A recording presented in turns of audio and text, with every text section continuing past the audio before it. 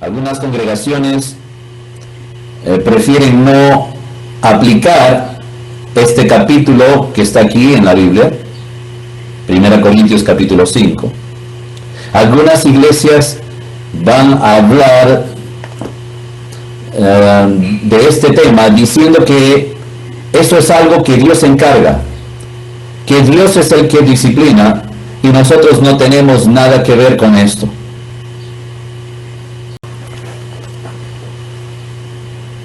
Decir que la disciplina dentro de la iglesia no se aplica porque todo debe ser paz y amor y solamente tener paciencia y misericordia con aquellos que están cometiendo un pecado como el que se describe en este capítulo 5 de 1 de Corintios,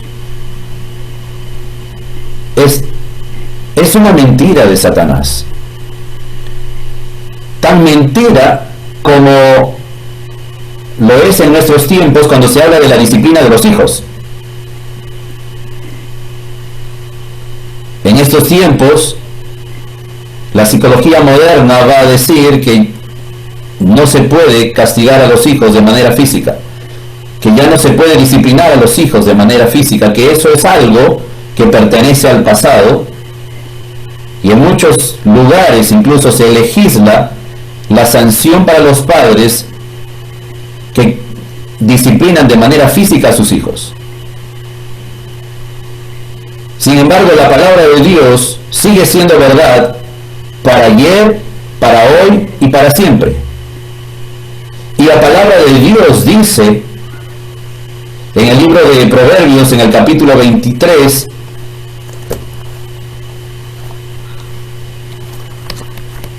en el versículo 13 y 14, la palabra de Dios dice en Proverbios 23, 13 y 14: no rehuses corregir al muchacho, porque si lo castigas con vara, no morirá. Lo castigarás con vara y librarás su alma del Seol. Ahora, ¿qué es lo que significa la vara de la corrección? Bueno, yo quiero mostrarles lo que es una vara de corrección. Esto es algo que nuestros hijos necesitan entender, que está en algún lugar de la casa, en un lugar donde solo los padres pueden utilizar, en un lugar donde solo los padres pueden tomar y aplicar. No se utiliza para juego, no se utiliza para maltratar, se utiliza para corregir. Debe ser algo que no va a ir contra el versículo que hemos leído en Proverbios: la vara de la corrección no matará al muchacho. Debe ser algo que no va a dejarle huella, que no va a dejarle marca, que no lo va a lastimar en su integridad física, pero que le va a ayudar a recordar lo que es obediencia. Y no es muy difícil conseguir esto, mandar a hacer esto, que tiene una parte que el hijo sabe que solamente la agarra el padre, y que hay una parte que va a una parte del cuerpo que Dios nos ha provisto para recibir vara. Es mejor tener algo que sea plano, que solamente duele en el momento, pero que no deja marcas, que no lastima. Ahora, naturalmente, si tenemos una vara, vamos a tener que aplicarlo en el lugar del cuerpo que Dios ha dado para eso. Porque si utilizo esto en otra parte del cuerpo, entonces estoy pecando contra Dios como padre.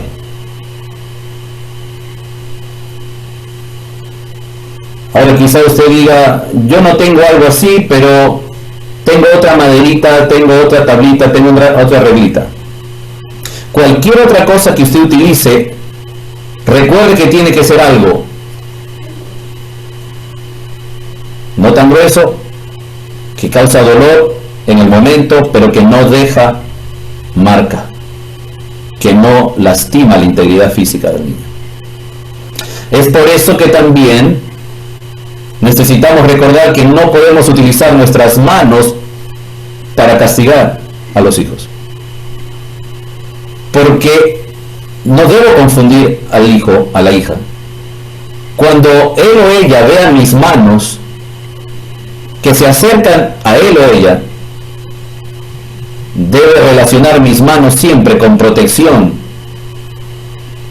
con amor, con provisión, que es lo que las manos de Dios significan para nosotros en la Biblia.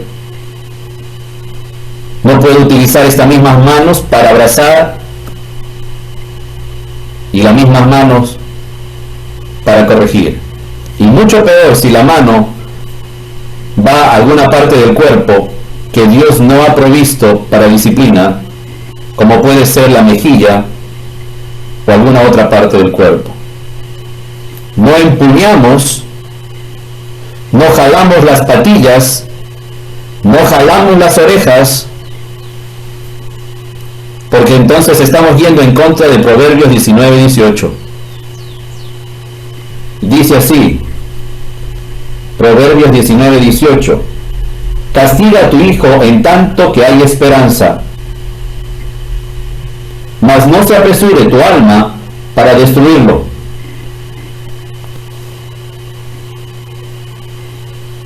Los hijos no deben ser confundidos. Si su padre o madre lo aman o no, al niño le debe quedar bien en claro que si su padre lo disciplina o su madre lo disciplina es por amor. Pero ¿cómo un niño va a entender que la disciplina es por amor? Si duele esa vara. Cuando me están dando esa vara, no puedo entender que hay amor allí. ¿Sabe que muchas veces los niños no pueden entender cómo la vara de la corrección termina siendo amor finalmente? Porque no hemos sabido expresarlo. Porque no hemos utilizado lo que Dios utiliza, porque no reflejamos el carácter de Dios cuando disciplinamos.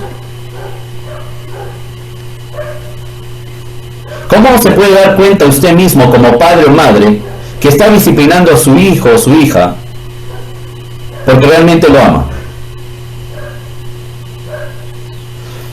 Si usted en ese momento que sucedió la acción por la cual el niño o niña debe ser disciplinado, en ese preciso momento usted está tan enojado que está buscando algo con que darle un castigo a su hijo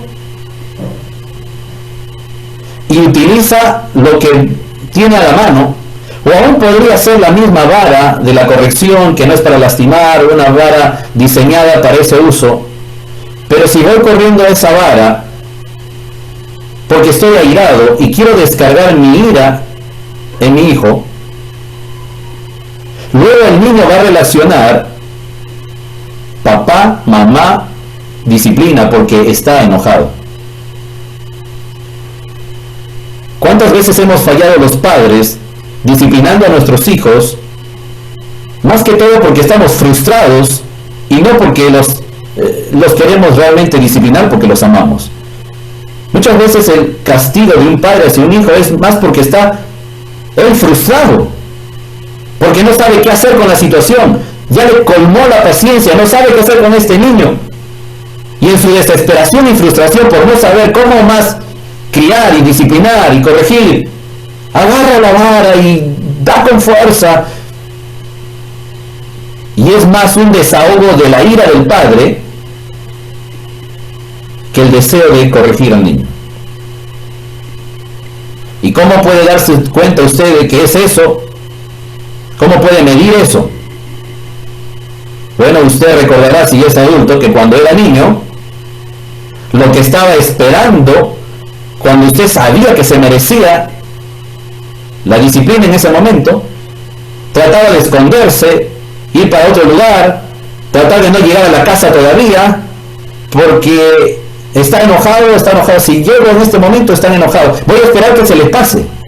Y sabías que cuando papá, mamá se le pasaba ya la cólera, como decimos, luego ya no te castigaba. Ahí te das cuenta que ese padre en realidad no quería disciplinarte pensando en tu bienestar, sino solamente quería desahogar su ira.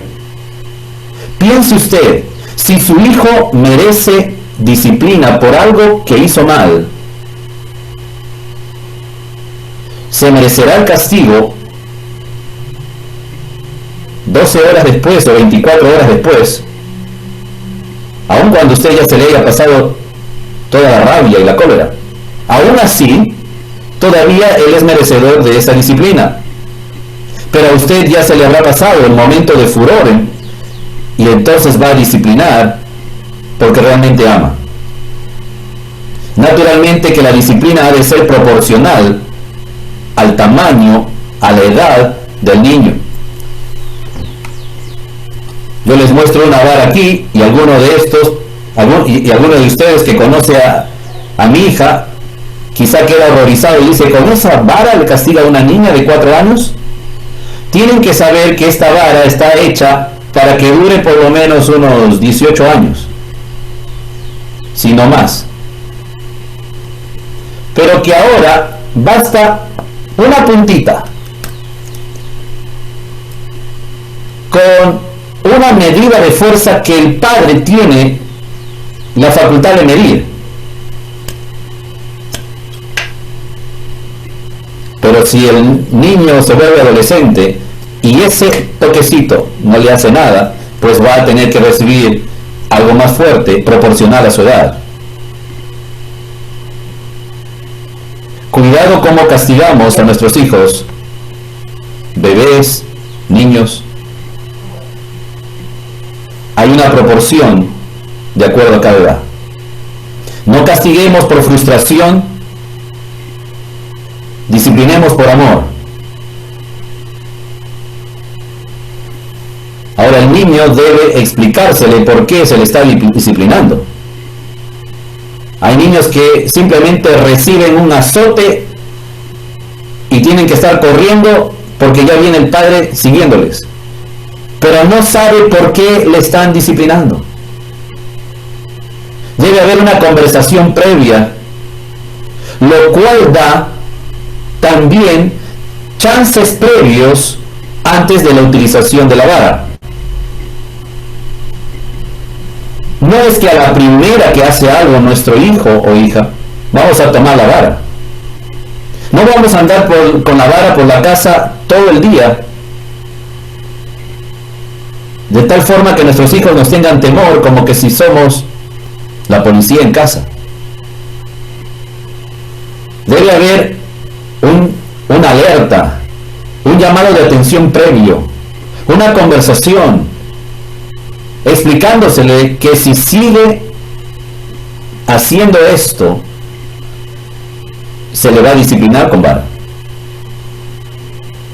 Pero si ante la primera llamada de atención el niño recapacita, pide perdón y no vuelve a cometer la acción, no fue necesario entonces llegar a la vara. Y de esa manera los padres damos un llamado de atención, 2, 3, por lo menos, como Dios lo hace. Y se van a dar cuenta que el método que Dios establece para la iglesia es también igual. No es a la primera que alguien hace algo, no es a la segunda que alguien hace algo. Hay toda una conversación previa que Dios manda y está establecido en la Biblia. La disciplina es lo último que se tiene que aplicar. Porque hay personas que no necesitan que se les dé de vara. Hay hijos que la verdad tienen una voluntad muy sensible y tan solo con una conversación se dan cuenta que han fallado y están llorando porque se dieron cuenta que desobedecieron. Te das cuenta de su genuino arrepentimiento y tan solo es una conversación. En algunos casos la conversación en una segunda oportunidad pasa a ser una llamada de atención más fuerte y el hijo reacciona. Pero la vara ha sido establecida por Dios para quebrantar la voluntad terca, la voluntad rebelde del hijo. como algún maestro sabio de la Biblia ha dicho, lo que tu hijo no entiende por aquí, luego entiende por aquella parte del cuerpo que Dios ha dado, que ha diseñado para disciplina. Pero es cuando la voluntad del niño permanece rebelde. Por eso no disciplinamos a nuestros hijos por cosas que cometieron por casualidad. Si un niño derrama un vaso de agua en la mesa cuando está almorzando en la reunión familiar, el error de los padres es llamar la atención al hijo y hacerlo sentir culpable por un accidente. En ese momento, ¿qué está haciendo el padre? La vergüenza que siente ante los demás invitados, la descarga con su hijo. Pero por esas razones no se disciplina. Porque fue accidental, porque no se dio cuenta. Porque si disciplinamos a los hijos por algo que fue de casualidad, ¿quién nos va a disciplinar a nosotros los padres cuando en más de una oportunidad hemos roto un plato, hemos derramado agua en la mesa, o hemos hecho alguna otra cosa por casualidad? ¿Quién nos va a disciplinar a nosotros? Bueno, como somos los padres, no hay quien nos discipline, ¿verdad? Entonces eso se convierte en injusticia dentro de la casa. Ahora, es verdad que hay padres en el pasado y en nuestros tiempos que han cometido abusos de autoridad, que han utilizado diferentes instrumentos para castigar a sus hijos y los han dejado marcados de por vida, y que han cometido violencia dentro del hogar. Eso es verdad. Pero eso no invalida el mandato de Dios de disciplinar a los hijos. Un acto abusivo de algunos padres en el pasado o en el presente no invalida la palabra de Dios: corregirás al muchacho con vara, porque la vara de la corrección no matará al muchacho. Cuando trasladamos eso al ámbito de la iglesia, todavía hay algunos que están diciendo, no, cuando alguien comete algo malo, mucho amor, mucha paciencia y mucha misericordia. Bueno, tenemos que ver en qué estado de la comisión del pecado estamos.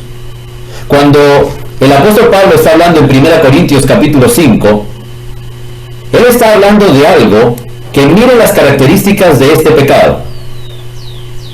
Dice, de cierto se oye que hay entre vosotros, y está escribiendo Pablo, de cierto se oye que hay entre vosotros fornicación, y tal fornicación cual ni aún se nombra entre los gentiles, tanto que alguno tiene la mujer de su padre. Había un miembro en la iglesia que estaba acostándose con la mujer de su papá. Ahora, cuando Pablo sabe de esto,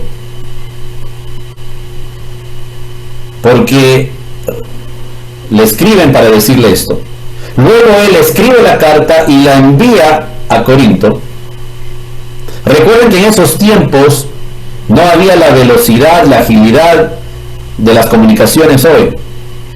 Por lo tanto, la carta demoró en ir, Pablo se demoró en enterarse de eso, luego él escribe y hay otro tiempo más de otros meses para que la iglesia reciba esta carta. En todo este tiempo, este joven todavía seguía cometiendo este pecado. Y por lo que notamos en la epístola de Pablo, no había arrepentimiento. No había arrepentimiento. Y por eso Pablo dice que hay que hacer algunas cosas allí. Ahora el Señor Jesucristo enseñó en Mateo capítulo 18 que si tu hermano peca contra ti, ve y habla con él estando tú y él solos. Si tu hermano te hubiese escuchado, entonces habrás ganado a tu hermano. Pero si no te escucha, entonces entrégalo ya a una instancia superior. Ya tienes que compartirlo, ya tienes que comunicarlo a otros. Y se menciona allí la iglesia. La iglesia es el conjunto de creyentes salvados por la sangre de Cristo que han demostrado públicamente que han nacido de nuevo, que son hijos de Dios y que se congregan en algún lugar. Esto es la iglesia local. Naturalmente que el Señor Jesucristo está hablando es una primera alusión a la iglesia local. Nunca más se habla de iglesia en los tiempos del Señor Jesucristo, es la única vez. Y qué interesante que la única vez que se hable es en relación a esto de amonestar.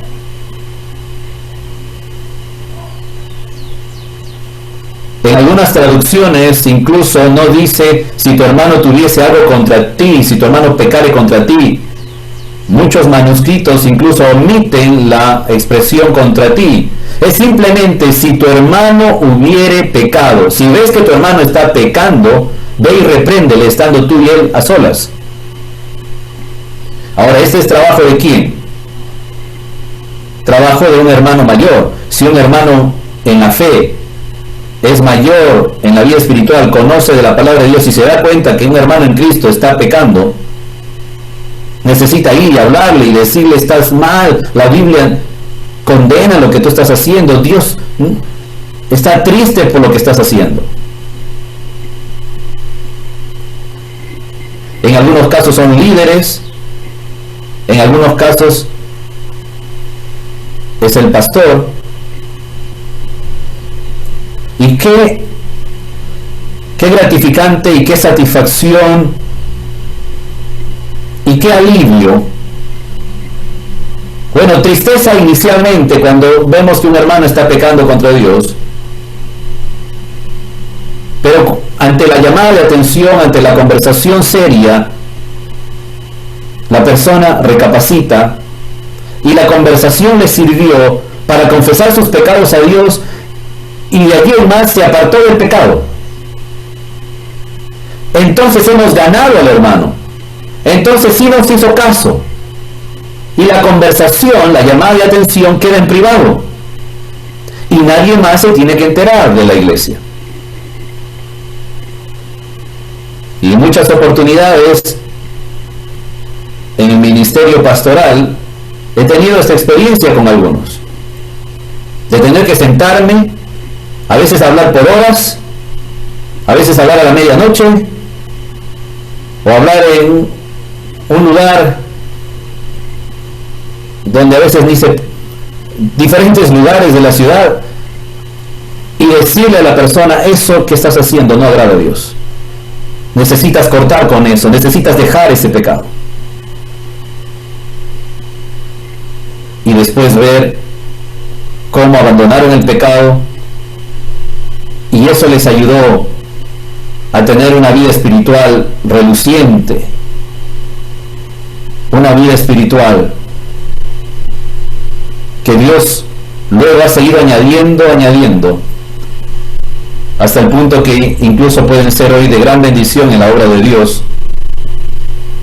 Y tan solo fue una conversación, una llamada de atención, pero en privado. Aquí el asunto que Pablo está tocando en este capítulo 5 de 1 Corintios es algo que ya escapó de control de lo privado. El asunto ya dejó de ser privado. Pero ¿quién se encargó de hacerlo público? La misma persona que está cometiendo ese pecado. No es que los líderes de la iglesia decidieron contarle a todo el mundo, a los vecinos de la iglesia. Es que él mismo está haciendo algo que ya ni siquiera es visto mal solo por los creyentes, sino que aún los mismos incrédulos están asombrados de una cosa como esa. Algo que ni en la iglesia solamente en la iglesia podrían pensar: qué triste, qué mal. Aún el mundo sin Cristo ya estaba horrorizado. Eso ya se convirtió en un escándalo. Fue de conocimiento público. Porque el apóstol Pablo dice: hermanos, escucho que hay entre vosotros fornicación, y tal fornicación, cual ni aún se nombra entre los gentiles, ni entre los incrédulos. Aún los incrédulos ven eso como algo horrendo. Y ahora hay que entender el trasfondo de la iglesia de Corinto, la ciudad de Corinto. Una ciudad con mucha perversidad en las cuestiones de inmoralidad y de sexualidad, porque en Corinto se había levantado el templo a Afrodita, y tenía este templo, por lo menos lo que dicen los historiadores, 1000 prostitutas que servían dentro del templo. Era un templo dedicado a la perversión sexual. Era un templo donde los que venían no venían allí para adorar a Dios, venían a rendir, entre comillas, culto a la diosa Afrodita, y la forma de rendir adoración era teniendo relaciones sexuales con estas prostitutas que servían, entre comillas, a Afrodita, pero que ofrecían sus servicios a la gente de Corinto. Había toda esta perversidad. Entonces, esta era una sociedad que estaba acostumbrada a cosas así de malas, así de perversas. Pero cuando esto sucedió en la iglesia, Pablo dice: ni entre los gentiles sucede esto, porque tienen sus perversidades, pero esto es un escándalo. Este hermano, este joven de la iglesia, ha ido contra el pacto que su padre hizo con su esposa, y ahora está tomando la mujer de su padre, y no quiere terminar con esta relación. La sigue llevando por mucho tiempo. Ahora es interesante que los gentiles mismos se escandalizaran de algo así. ¿Por qué? Porque el mundo está acostumbrado a que ellos pueden practicar eso, pero ellos mismos bien saben juzgar cuando un hijo de Dios, cuando un cristiano que saben que pertenece a alguna iglesia, está cometiendo eso. Es interesante que el mundo no le importa si entre ellos cometen un montón de cosas malas, pero cuando un cristiano o alguien que va a una iglesia, saben que va a una iglesia, comete algo de esto, que son pecados iguales que los que ellos practican, pero ellos se sienten con la autoridad de decir: oye, tú no puedes hacer eso, porque tú eres hermano, porque tú vas a la iglesia. ¿No se supone que ustedes no practican estas cosas? Y es el mismo mundo sin Cristo que se encarga de señalar, y de esa manera el testimonio de la iglesia queda afectado. El buen nombre de la iglesia queda afectado, porque hay alguien dentro de la iglesia que no solamente, aquí no estamos hablando de alguien que cometió un pecado, se arrepintió, lo confesó a Dios, pidió perdón y se acercó a sus líderes para decir: mire, esto es lo que yo he hecho, pero estoy arrepentido, ya no quiero hacerlo. No estamos hablando de alguien que ha llegado al arrepentimiento y que quiere y pide ayuda para alejarse de todas esas cosas pecaminosas. El caso aquí es de alguien que no quiere arrepentirse, que tras alguna llamada de atención, aunque claro, los hermanos en Corinto no habían hecho ni siquiera eso, ni una llamada de atención. ¿Ya se acuerdan de cuál era la característica de los hermanos en Corinto? Había total inmadurez espiritual. Y si había algo que en ellos se notaba, es mucha jactancia, mucha soberbia. Por eso es que en el capítulo 1 ya se comienza hablando de divisiones entre los hermanos dentro de la iglesia, porque ellos creían que el grupo de ellos, con su superhéroe Apolos o Pablo, Cefas, era el mejor grupo dentro de todos los grupos de la iglesia. Su soberbia los llevó a las divisiones que había entre ellos, y esa misma soberbia manifiestan aquí cuando no quieren ejercer ninguna sanción, no quieren hacer nada con el pecado que están viendo. Cuando pensamos que ejercer disciplina en la iglesia es una cuestión de maldad, de falta de amor, de falta de misericordia, la Biblia nos enseña lo contrario. Porque mire lo que dice el apóstol Pablo en el versículo 2, después de haber dicho en qué consistía el pecado del joven con la mujer de su padre. Luego dice el versículo 2, y vosotros, le dice a los hermanos de la iglesia, estáis envanecidos. ¿Cómo que envanecidos? Por no querer hacer nada, estáis envanecidos. Y esta misma expresión se repite en el versículo 6. No es buena vuestra jactancia. ¿No sabéis que un poco de levadura leuda toda la masa? El no ejercer disciplina no es ser una iglesia amorosa, como más bien se piensa.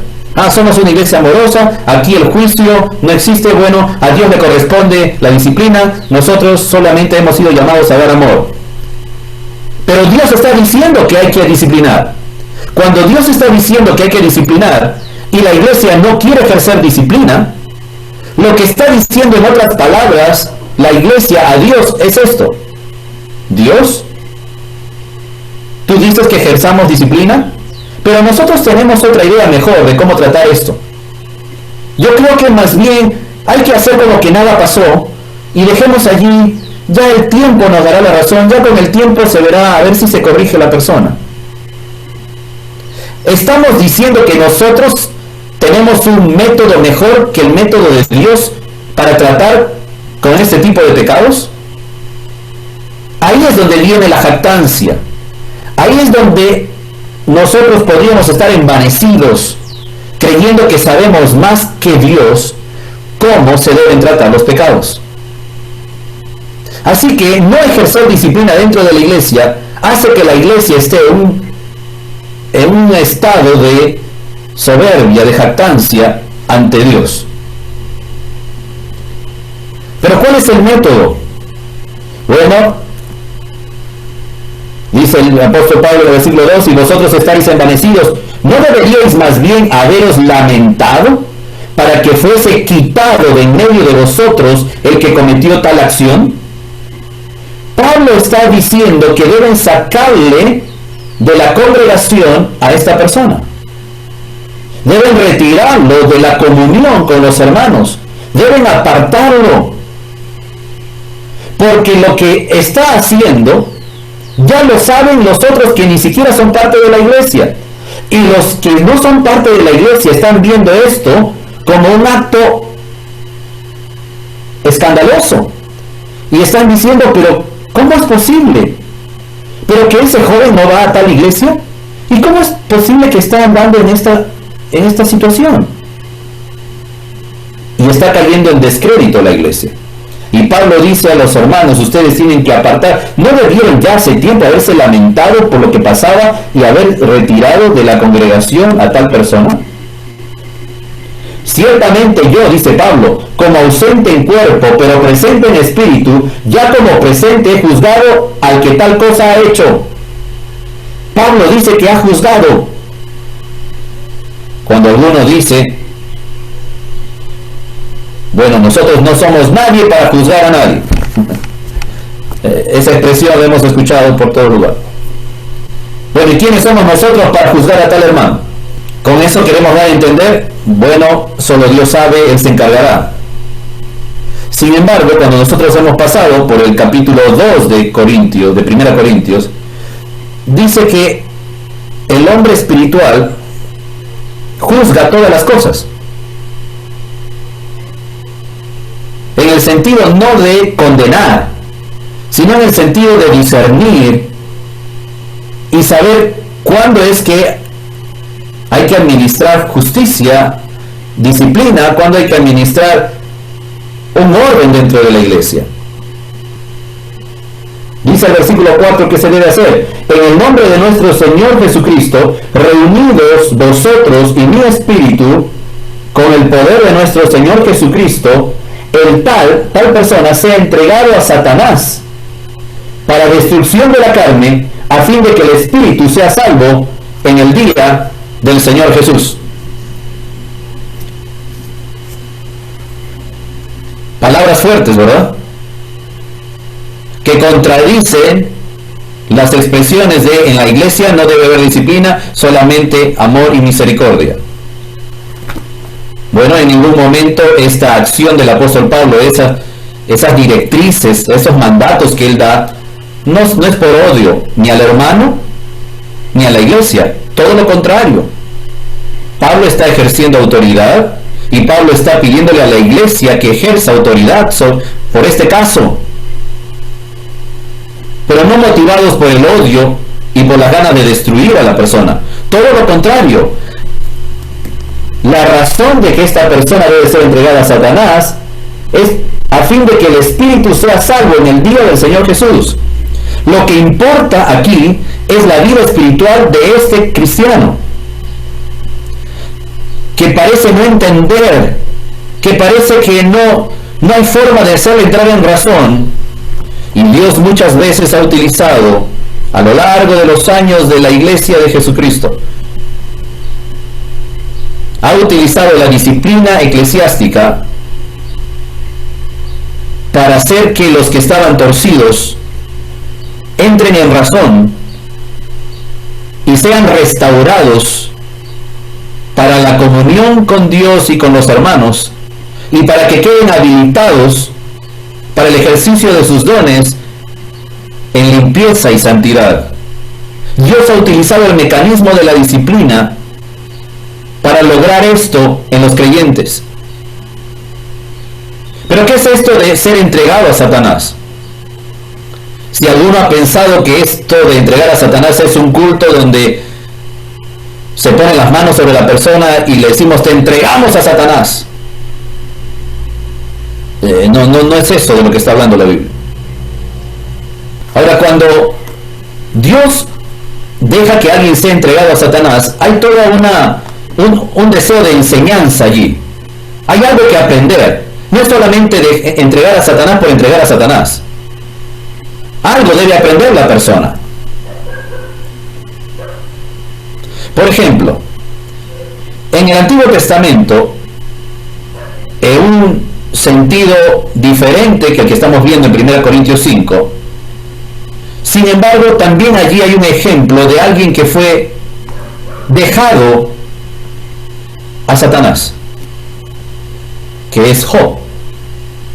Claro que Satanás pidió permiso a Dios y Dios le concedió el permiso y le dijo que podía tocar a Job, primero sus bienes, sus hijos, pero como Job permanecía sin maldecir a Dios, luego Satanás pide que aunque sea lo deje tocar su propio cuerpo, porque todo lo que el hombre tiene dará por su propia salud, por su propia vida. Y ahí es donde Dios le dice, bueno, puedes hacer como quieras con él, pero no puedes tocar su vida. Y en ese momento Satanás infecta a Job con una sarna maligna en todo el cuerpo. Dios está dejando que Job esté entregado a Satanás. Pero cuando vemos todo el libro de Job, al final del libro de Job se ve el resultado de esa entrega. Y Job reconoce que ha crecido espiritualmente en el tiempo que ha estado sometido bajo el poder del enemigo.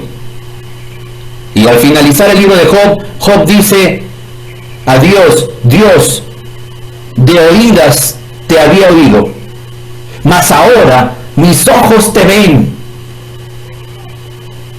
Y el estado espiritual de Job fue mucho mejor del que tenía al inicio del tiempo en que Satanás comenzó a abofetearlo, digamos, en sentido espiritual. Dios sabía que Job era un hombre justo, que era un hombre temeroso de él, pero aún quería llevarlo a otro nivel espiritual. Y ante la solicitud, el permiso de Satanás, Dios deja a Job entregado a Satanás. Pero hay un propósito, es que la persona conozca mejor a Dios en ese tiempo. Cuando llegamos al Nuevo Testamento, vemos al apóstol Pablo que en 2 Corintios capítulo 12, él dice que hay algo que ha sucedido en su vida. 2 Corintios 12:7 dice: y para que la grandeza de las revelaciones no me exaltase desmedidamente, o sea, todo el conocimiento que Dios me había dado, toda esta revelación que Dios me ha dado, para que no me exalte de tanto conocimiento, me fue dado un aguijón en mi carne, un mensajero de Satanás que me abofetee, para que no me enaltezca sobremanera. Aquí Dios también deja que Satanás envíe un mensajero y abofetee a Pablo. O sea, lo ha dejado, no lo ha defendido de Satanás, lo ha dejado entregado a Satanás. Pero ¿qué pasó con todo este aguijón? Versículo 8 dice: respecto a lo cual 3 veces he rogado al Señor que lo quite de mí, y me ha dicho: bástate mi gracia, porque mi poder se perfecciona en la debilidad. Por tanto, de buena gana me gloriaré más bien en mis debilidades, para que repose sobre mí el poder de Cristo. Por lo cual, por amor a Cristo, me gozo en las debilidades, en afrentas, en necesidades, en persecuciones, en angustias. Porque cuando soy débil, entonces soy fuerte. Y en otro de sus libros, en otro de sus epístolas, en Filipenses 4:13 dice: todo lo puedo en Cristo que me fortalece. ¿Ve lo que Pablo el apóstol, siendo el apóstol, aprendió después de un tiempo de ser abofeteado por Satanás, por un mensajero de Satanás? Pablo tenía un carácter, un temperamento muy fuerte, lo vemos antes de su conversión al Señor Jesucristo. Y ahora esta forma de ser de él podría haberse convertido en autosuficiencia después como apóstol, de pensar que él podría hacer la obra de Dios con sus propias fuerzas. Y podría gloriarse desmedidamente en todo el conocimiento que Dios le había dado. Pero Dios quería enseñarle humildad y dependencia de Dios y no de sus propias fuerzas. Por lo tanto, Dios utilizó esta entrega a Satanás, este permiso concedido a Satanás para bofetear al apóstol. Pero Dios tiene un propósito sublime, un propósito celestial detrás de esa entrega. En el libro de 1 Timoteo, en el capítulo 1, Pablo dice que él también ha entregado a Satanás, a alguien, a 2 hermanos.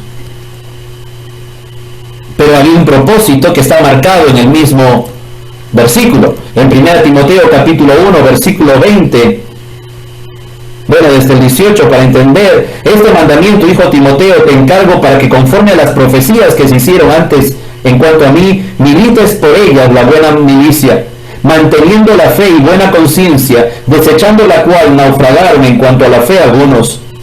Naufragaron, dice, en cuanto a la fe, o sea, se apartaron del Señor. De los cuales son Himeneo y Alejandro, a quienes entregué a Satanás. ¿Para qué? Aquí está el propósito. Para que aprendan a no blasfemar. ¿Se da cuenta? Con la entrega a Satanás siempre hay de por medio un propósito de aprendizaje, de que estas personas aprendan algo que parece que a la buena no lo están aprendiendo. Y este es el propósito del apóstol Pablo en este hermano de la iglesia de Corinto. Su deseo es que él aprenda de la santidad de Dios, que él aprenda, que valore lo que es vivir en santidad, porque eso va a traer bendición a su vida espiritual, y eso va a traer sin duda bendición a la iglesia de Cristo. Porque cuando un miembro en la iglesia está en un pecado y se mantiene en ese pecado y rehúsa dejar su pecado, luego enferma a toda la iglesia. Es lo que dice el apóstol Pablo en el versículo 6 de 1 Corintios 5. No es buena vuestra jactancia. ¿No sabéis que un poco de levadura leuda toda la masa? Lo que diríamos en nuestros tiempos. Una manzana que está afectada, que está podrida, va a podrir a todas las demás manzanas. ¿Qué tenemos que hacer? Retirar la manzana que está putrefacta y retirarla del lugar donde están las demás manzanas, si no queremos perder todas las manzanas. Es lo que Pablo está diciendo con la analogía de la levadura. Versículo 7. Limpiaos pues de la vieja levadura, para que seáis nueva masa, sin levadura como sois, porque nuestra Pascua, que es Cristo, ya fue sacrificada por nosotros. Si hay alguien que puede encargarse de los pecados que tenemos y lidiar con nuestros pecados y corregir nuestros pecados, es el Señor Jesucristo. De hecho, todos nuestros pecados fueron cargados en la cruz de Cristo. Y hay esperanza. Si hay alguno que piensa que no puede controlar, que no puede detenerse de cometer cierto pecado, sí se puede. En el poder de Cristo, por la rendición de nuestra voluntad al control del Espíritu Santo de Dios, es posible vivir una vida de santidad para bendición nuestra y para bendición de la iglesia.